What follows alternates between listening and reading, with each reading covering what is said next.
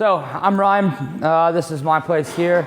Just a little background about me. I started off doing CrossFit after a couple years in the Marine Corps. CrossFit is much, much better for being in the Marine Corps than what we were doing at the time, which is just kind of get up and run as far as you can for as long as you can and then come back and do a couple of pull-ups.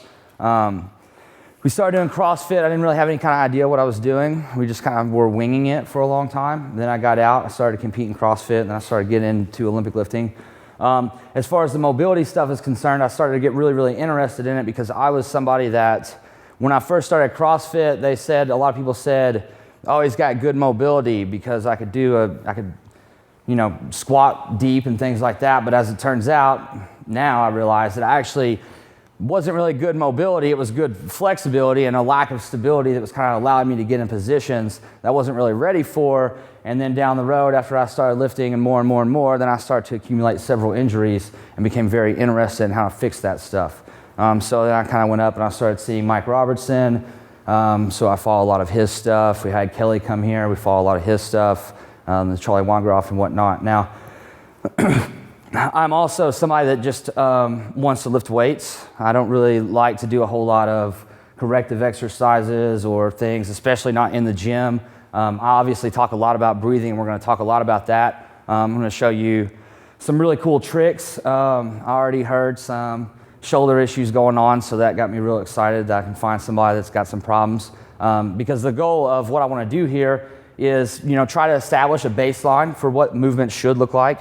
At the hip, at the shoulder, just kind of the big pieces, understand what's supposed to look like there, and then kind of figure out how we can get people back to that movement. Because most of the time when people have all these kinds of, I'm lowering the bar and it's hurting, or, I'm squatting, a lot of the times these problems are only, related to a couple of different issues. So what we're going to do is going to start off with some breathing, and we're going to look at that because we're going to talk, as I talk about the breathing, you'll see breathing is very, very important as far as your mobility and stability goes. And if you're doing that wrong, then you can't really do anything else wrong because it starts there. So we're going to start working on trying to fix the breathing, and then we're going to take a look at our hips.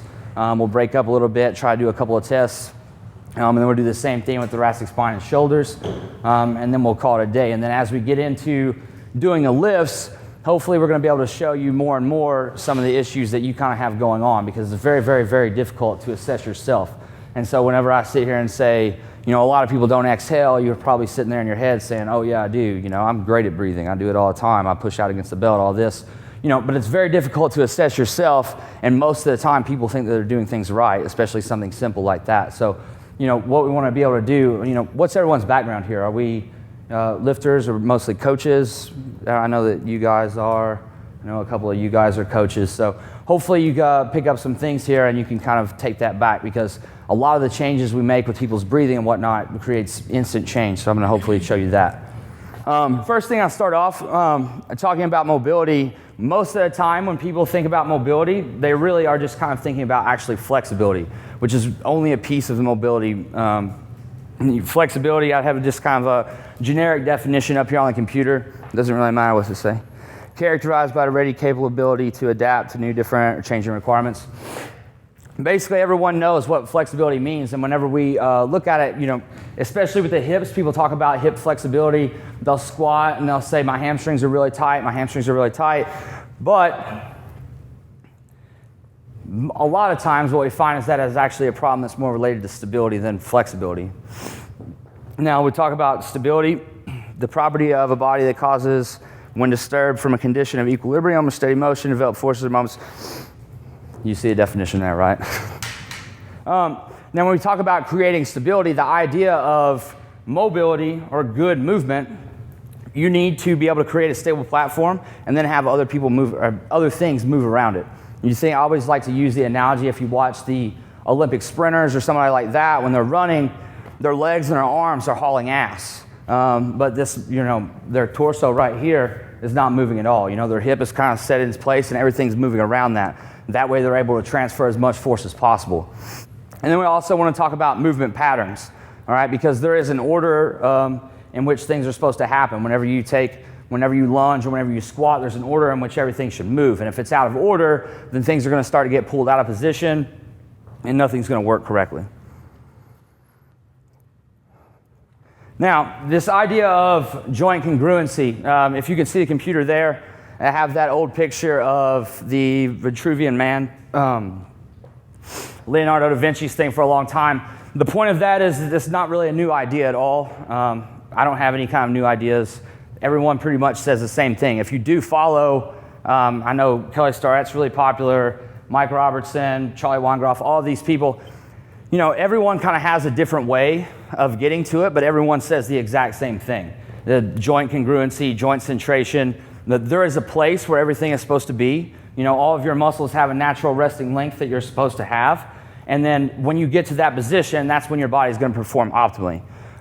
The other really important thing that you have to kind of consider when you're thinking about mobility, and I see this a lot whenever people have the Facebook questions on the Q&As that we do, people always want to ask, you know, oh, I have bad hips, you know, I have this problem, or I have that problem, my knee hurts when I squat. You know, there is not ever anything that happens, you know, just in one place. So if you're having some knee pain, then something has to be going wrong somewhere else as well. Most of the time, obviously, in the hip. We'll talk more about the hips later. But so whenever you're trying to fix it, and that's kind of what we were talking about, the comprehensive approach to mobility, you can't just fix one thing at a time.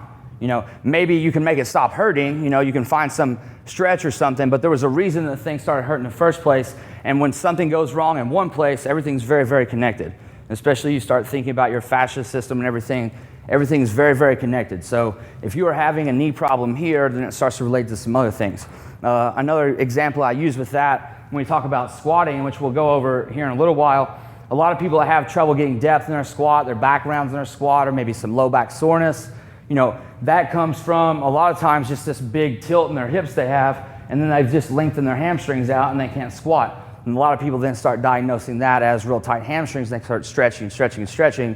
They don't really ever get anywhere with that, all right?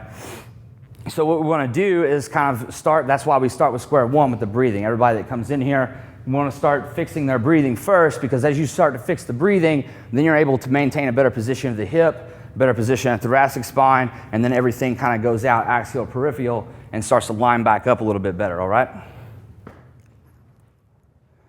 So where do we start? I've got this quote from Dr. Bill Hartman. He is a physical therapist up at IFAST. I don't know if you're familiar with that, but that's his and Mike Robertson's gym. He says, posture dictates performance and breathing dictates posture. I don't know if has anybody kind of heard that posture dictates performance thing? No? All right. So the idea of posture dictates performance, the same thing, joint congruency. The problem is that whenever you tell people that they need to have good posture without really starting back with the breathing, you see a lot of compensation patterns. You tell somebody to keep their shoulders up or, you know, stand tall and things like that. Well, if you're not breathing correctly and you're not getting there correctly, then what you do is you start compensating and you're using the wrong muscles to maintain your posture. So what we want to do is we want to reset the breathing pattern first, and then once we've reset the breathing pattern, we can go through and find the things if they actually need to be stretched or not. Because as we're going to see here in just a second, a lot of times you can breathe and put something right back in the right position and you gain all the range of motion and you didn't actually need to stretch anything at all. Why does it matter? So why does breathing matter so much? You know, they say you estimate the average person takes about 20,000 breaths a day.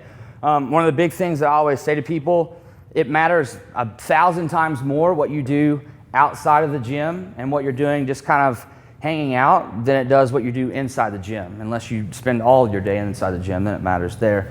But you spend, for the most part, most everyone spends 22, 23 hours outside the gym, and they might spend 1 or 2 hours inside the gym.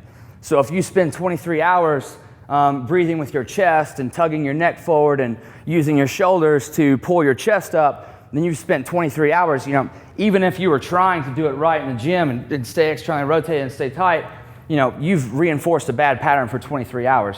This is something I was